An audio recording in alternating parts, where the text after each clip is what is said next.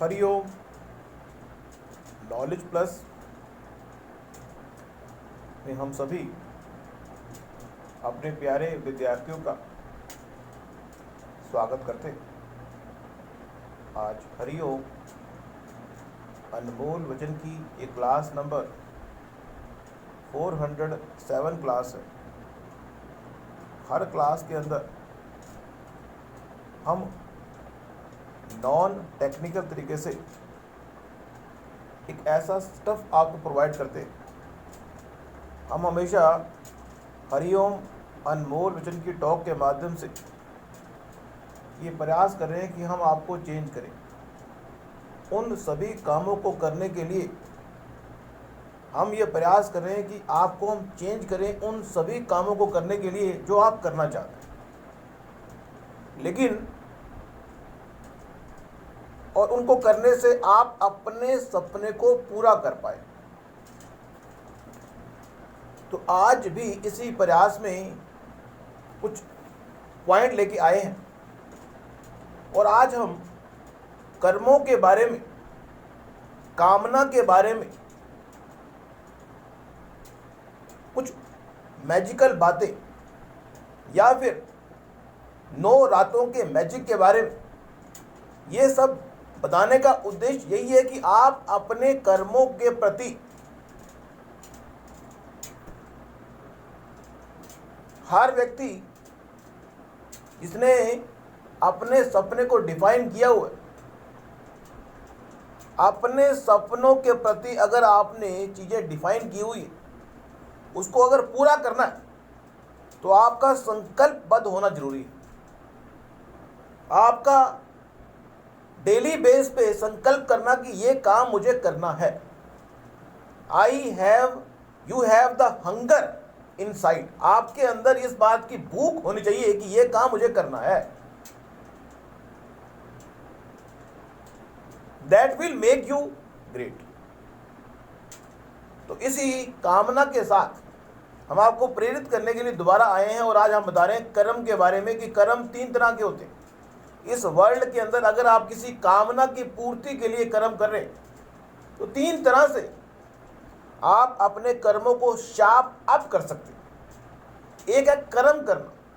कर्म जो है, नॉर्मली हम कर्म को डिफाइन करते हैं तो कर्म मीन्स किसी कामना की पूर्ति के लिए किए जाने वाले किसी भी काम को हम कर्म कहते हैं। कोई भी कामना हो सकती। अब वो कर्म जो है कब विकर्म के रूप में चेंज हो जाए। दुनिया में कर्म करना गलत नहीं है, लेकिन दुनिया में विकर्म करना गलत है। अब आप कहेंगे कर्म और विकर्म में डिफरेंस क्या है? यदि हम धर्म से युक्त, इस संसार में हम धर्म से युक्त किसी कामना की पूर्ति के लिए यदि हम कर्म कर रहे हैं तो वो कर्म है। लेकिन यदि हम धर्म से युक्त किसी कामना की पूर्ति के लिए कर्म नहीं कर रहे, हम अधर्म का सहारा ले रहे हैं, तो हम विकर्म कर रहे हैं। मीन्स हम नेगेटिव। तो हम कर्मों को 2, पॉजिटिव कर्म और नेगेटिव कर्म। तो हम यहाँ पे टेक्निकल पे जाएं तो कर्म और विकर्म की बात है, और नॉन टेक्निकल जाएं तो कर्म, पॉजिटिव कर्म और नेगेटिव कर्म। पॉजिटिव को हम कह रहे हैं धर्म से युक्त, और नेगेटिव को कह रहे हैं जो हम नेगेटिव तरीके से किसी चीज को प्राप्त करने का प्रयास करें। तो जीवन में किसी भी कामना की पूर्ति के लिए कर्म करना गलत नहीं है, लेकिन गलत ये है कि यदि हम कर्म का जो रास्ता है वो धर्म से युक्त ना हो। यदि किसी कामना की पूर्ति के लिए व्यक्ति धर्म से युक्त रास्ते को फॉलो अप करके कामना की पूर्ति कर रहा है तो गलत नहीं। और हम आपको मोटिवेट करने का प्रयास भी कर रहे हैं कि हमें अपनी कामना की पूर्ति के लिए धर्म से युक्त जीवन जीना चाहिए। लेकिन टेक्निकल, नॉन टेक्निकल तरीके से बता रहे हैं कि यदि हम ऐसा नहीं करते तो हम नेगेटिव तरीके से अपने कामना की पूर्ति करने का प्रयास कर रहे हैं, उसका नेगेटिव इम्पैक्ट पड़ेगा। क्या इम्पैक्ट पड़ेगा उस पर हम बात करेंगे। अब यहाँ पे कर्म है और विकर्म है। कर्म का मतलब धर्म से युक्त। इस संसार में बहुत सारे लोग कामना की पूर्ति के लिए धर्म से युक्त कार्य करते हैं, और बहुत सारे लोग ऐसे भी हैं जो कामना की पूर्ति के लिए धर्म के विपरीत जाके भी अपनी कामना की पूर्ति करने का प्रयास करते हैं। तो अगर टेक्निकल कहा जाए तो एक कर्म वर्ल्ड है और एक विकर्म वर्ल्ड है। लेकिन हम यहाँ टेक्निकल पे जाने का उद्देश्य नहीं, हमारा उद्देश्य है आपको इन सब बातों के माध्यम से अपने कर्म या कामना की पूर्ति के लिए तत्पर करना। कर्म और विकर्म का तो बहाना है, हमने आपको कर्म करने के लिए, कामना की पूर्ति के लिए, कर्म करने के लिए, क्रिया करने के लिए आपको प्रेरित करना है। फिर एक टर्म है जिसको बोलते हैं संत महात्मा के लिए। व्यक्ति कामना की पूर्ति, यदि व्यक्ति कर्म कर रहा है और कर्म करने का उद्देश्य किसी कामना की पूर्ति नहीं है, या फिर हम ये कहें कि उसका उद्देश्य अपने या अपने लोगों का हित करना नहीं है, अपने आप से बाहर निकल जाना, मीन्स कामना की जो पूर्ति है, मीन्स स्वयं की कामना की कोई इच्छा नहीं, दूसरों का हित आ गया, संत महात्मा बन गए, तो उसको हम अकर्म की श्रेणी में डालते हैं कि जब व्यक्ति कोई कर्म तो करता है लेकिन उसको कर्म करते हुए कामना जो फल है उसको वो छोड़ देता है, उसको अकर्म भी कहते हैं। अब ये आप डिसाइड कर ले कि आप अपने सपनों को पूरा करने के लिए कौन सी फिलॉसफी को फॉलो अप करेंगे, कर्म वाली जो धर्म से युक्त है, अकर्म वाली जो है तो धर्म से युक्त लेकिन उसमें आपका हित नहीं छिपा हुआ, और एक विकर्म वाली पॉलिसी है जिसमें हम एक्सट्रीम, किसी कामना की पूर्ति के लिए एक्सट्रीम नेगेटिव तरीके से कामना की पूर्ति करने का प्रयास करते हैं। अब यहां पे यह बात आती है कि व्यक्ति कर्म करे, व्यक्ति अकर्म करे या व्यक्ति विकर्म करे। जब ये तीनों काम व्यक्ति करेगा तो उससे होगा क्या, इंपैक्ट क्या पड़ेगा। इस संसार में व्यक्ति ने 5 कर्म किए, 5 अकर्म किए और 5 विकर्म किए, उसका जो उसका खाता है कैसे आगे कैरी ऑन होगा ये बताने का प्रयास कर रहे हैं। आप अपने कर्मों के बंधन से मुक्त नहीं होते। नॉर्मली जब भी किसी कर्म को कामना के साथ जोड़ के हम करते हैं, तो अगर हमने कोई कर्म किया और उसका फल हमने इस जन्म में नहीं भोग पाए तो वो एक संचित कर्म के रूप में इकट्ठा हो गया, चाहे वो पॉजिटिव हो चाहे वो नेगेटिव हो। अब वो संचित कर्म के रूप में अगर 100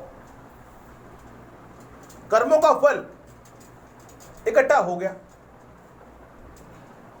उसमें से 5 या 50 कर्म ऐसे हैं जो पॉजिटिव है और 50 ऐसे हैं जो नेगेटिव है, उसके माध्यम से आपका एक संचित कर्म का डेटाबेस बन गया। भगवान जब आपको अगला जन्म देगा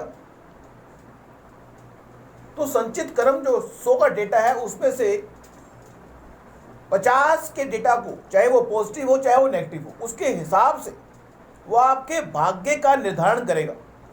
मतलब आपका कहां पे जन्म होगा, आपका जन्म में क्या क्या एक्टिविटी होगी जो भाग्य के आधार पर होगी। मीन्स आपके कर्मों का फल भाग्य के आधार पर अगले जन्म के लिए कहां पे होगा ये तय हो गया 50%। फिर आपका अगला जन्म हुआ। अब जो ये भाग्य के हिसाब से 50% तय हो गया, इसको हम भाग्य के रूप में कहते हैं। भाग्य इज नॉट, कहते हैं कि भाग्य जो है वो हमारे द्वारा कंट्रोल ना होने वाला ऐसा संचित कर्म है जो हमारे द्वारा कंट्रोल नहीं हो सकता। जो हमारे द्वारा कंट्रोल नहीं हो सकता वो हमारा प्रारब्ध संचित कर्म होता है, जो हमारे द्वारा कंट्रोल नहीं होगा। मीन्स ऐसी कोई घटना जो इस जन्म में हमारे द्वारा कंट्रोल नहीं हो पा रही, जो हमने इस जन्म में नहीं की थी लेकिन हमारे द्वारा कंट्रोल नहीं हो पा रही, दैट इज आवर प्रारब्ध, जो कि संचित कर्मों के द्वारा ही पिकअप किया गया है, वो हमारा भाग्य है। लेकिन प्रारब्ध क्योंकि संचित कर्मों से ही लिया गया है, इसलिए हम अपने कर्मों के फल से बच नहीं सकते। इसलिए कहते हैं कि इस संसार में हम अपने कर्मों के फल से इस जन्म में या पिछले जन्म में बच नहीं सकते, है वही। फिर अगला जो कर्म आता है, क्रिया आती है, वो आता है क्रियामान कर्म। इस जन्म में हमारा जन्म हो गया, संचित कर्म हमारे रिजर्व में पड़े हुए, उनमें से प्रारब्ध कर्मों के हिसाब से हमारा जन्म हो गया, और हम कुछ ऐसे कर्म हमारे द्वारा होंगे जो हमारे कंट्रोल में नहीं होंगे। लेकिन अब जो हमारे कंट्रोल में कर्म है उनको क्या कहेंगे? वो हमारे कर्म है क्रियामान कर्म। तो जीवन में महान बनने के लिए क्रियामान कर्मों पर ध्यान दें। प्रारब्ध जो है वो तो होगी, इसलिए भाग्य की इंपॉर्टेंस अपने आप में है। इस संसार में आप महान बनना चाहते हैं, if you want something great from your world, from this world, लेकिन प्रारब्ध कर्मों को कंट्रोल करने का अधिकार आपके पास नहीं है। क्रियामान कर्मों को कंट्रोल करने का अधिकार आपके पास है। आप क्रियामान कर्मों से कुछ भी करें, लेकिन यदि आपके प्रारब्ध में उन क्रियामान कर्मों का ओवरटेक लिखा हुआ है तो ओवरटेक होगा।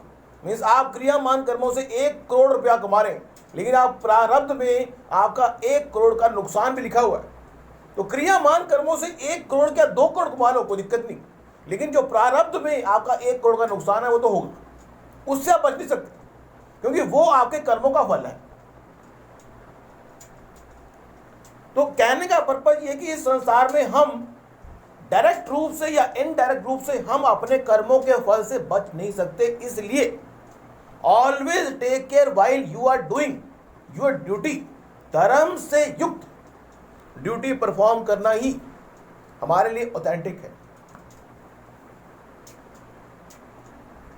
तो आज की इस टॉक के अंदर हमने ये बताने का प्रयास किया कि इस संसार में यदि आप कर्म करने लगे तो आपका धर्म से युक्त होना, ऐसा कर्म, ऐसी चीज जो धारणे योग्य है। धर्म से युक्त का मतलब है धारणा योग्य हो, जिसे धारण करना, जिसे अपनाना हमारे लिए अच्छा हो, वो ही है धर्म से युक्त।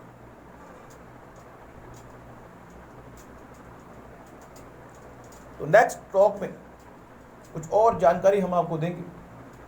Thank you so much for listening and always supporting Hari Om knowledge plus.